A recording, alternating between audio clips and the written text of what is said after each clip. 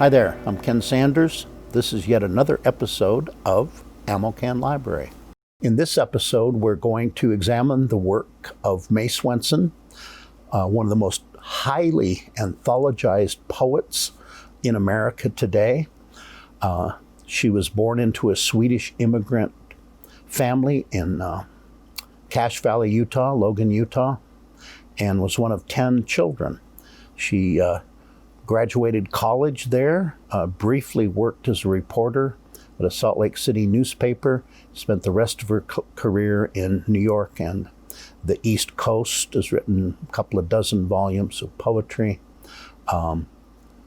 When I travel to New York City and do a book fair there, often the case is the people that come to the book fair in New York are much more familiar with the works of May Swenson than they are here back home in Utah, where she is a native daughter. Utah State University has done a tremendous amount of work in changing that. They have a huge May Swenson archives now. They have all kinds of panels and programming on this, one of Utah's finest poets. So I'll read you a couple of poems here. This is I Look at My Hand by May Swenson.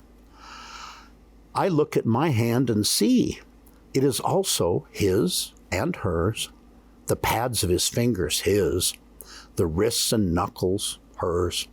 In the mirror, my pugnacious eye and ear of an elf his, my tamer mouth and slant cheekbones hers. His impulses, my senses swarm, her hesitations they gather. Father and mother who dropped me, an acorn in the wood, repository of your shapes and inner streams and circles. You who lengthen toward heaven, forgive me that I do not throw the replacing green trunk when you are ash.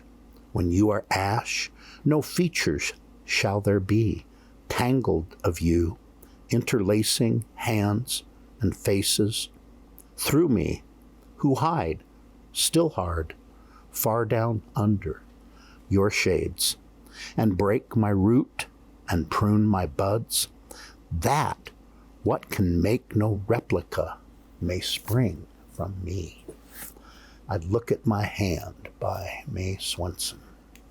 May Swenson was honored with this wonderful Library of America volume of her collected poems some years ago, which is a really handy dandy one-volume guide to not her complete works, but the collected works from her dozens of poems. The Truth is Forced by May Swenson. Not able to be honest in person, I wish to be honest in poetry. Speaking to you eye to eye, I lie because I cannot bear to be conspicuous with the truth. Saying it, all of it, would be taking off my clothes. I would forfeit my most precious properties: distance, secrecy, privacy. I would be exposed, and I would be possessed. It would be an entire surrender to you, eye to eye. You would examine me too closely. You would handle me. All your eyes would swarm me. I'd be forever after hotly dressed in your cloying, itching, greedy bees.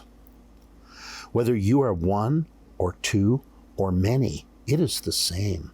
Really, I feel as if one pair of eyes were a whole hive.